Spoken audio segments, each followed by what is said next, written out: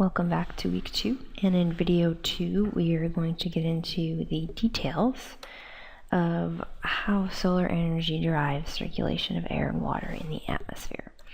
So the 3 main points we're going to look at in this video have to do with the radiant energy that comes from the sun, and when it gets how much is absorbed by the earth, how much is emitted, and then we'll talk about uneven heating of the surface and convection, and then we'll talk about how that is related to evaporation in the water cycle.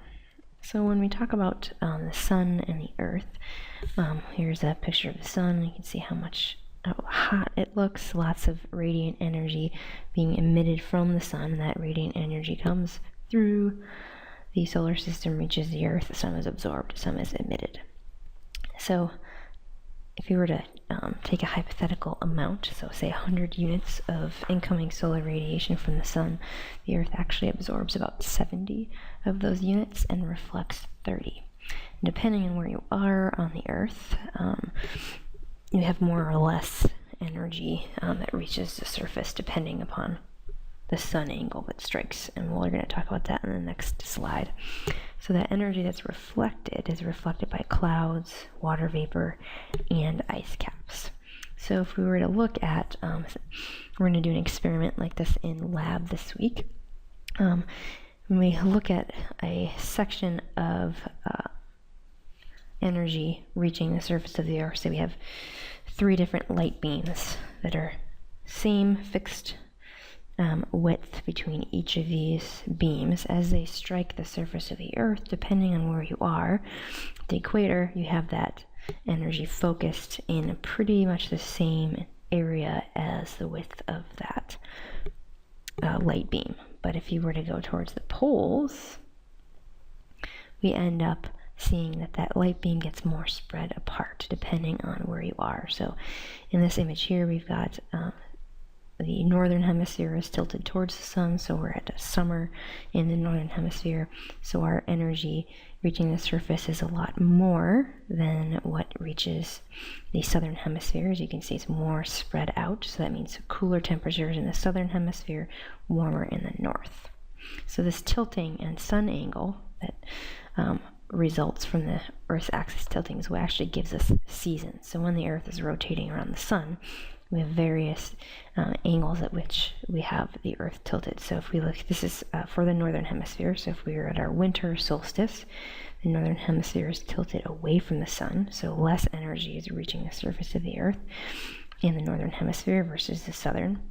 And if we look at the summer solstice, that's the opposite. We're tilted towards the sun in the northern hemisphere, so more energy is reaching the surface, more of it is focused and not as spread out as the southern hemisphere.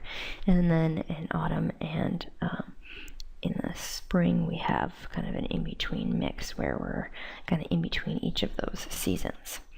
So when we think about that energy that actually reaches the surface of the earth, we can break it up into various different forms and what happens to it. So if you think of that 100 units, it's coming from the sun. So all the kind of orangey yellow numbers are showing you that incoming solar radiation, whereas the red numbers are showing what is reflected outgoing radiation from the surface. So we start with 100 units coming in. Of that 100 units, 19 are absorbed by water vapor, dust, and ozone.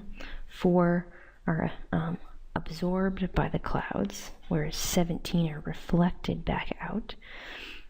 8 of those units are scattered back out by the air, and then we have 46 absorbed by the surface of the earth and 6 reflected by the surface. So that would be your ice caps and whatnot. So of that 46 that is absorbed, we're going to have it actually absorbed, heat up the surface, and then we actually start emitting outgoing radiation.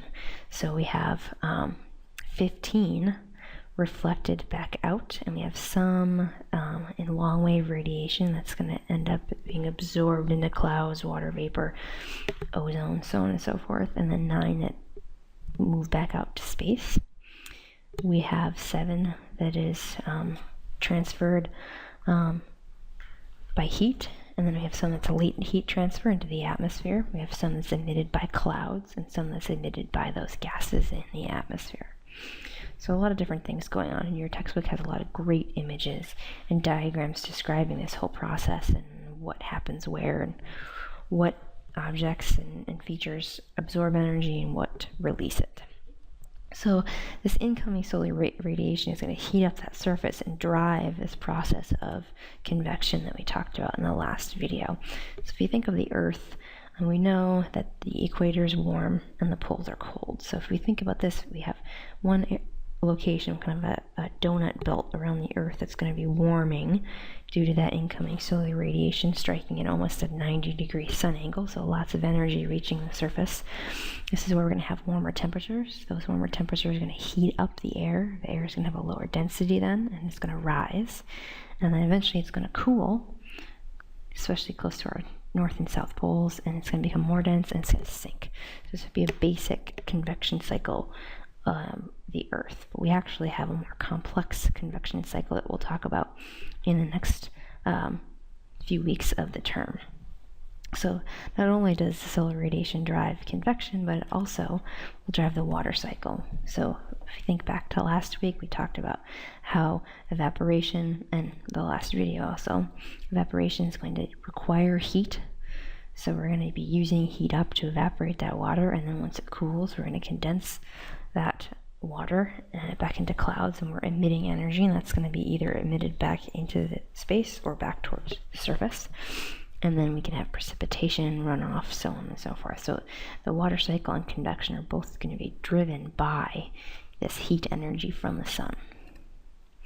So that kind of wraps up solar energy and circulation of air and water in the atmosphere. Make sure you check out those great figures in your book.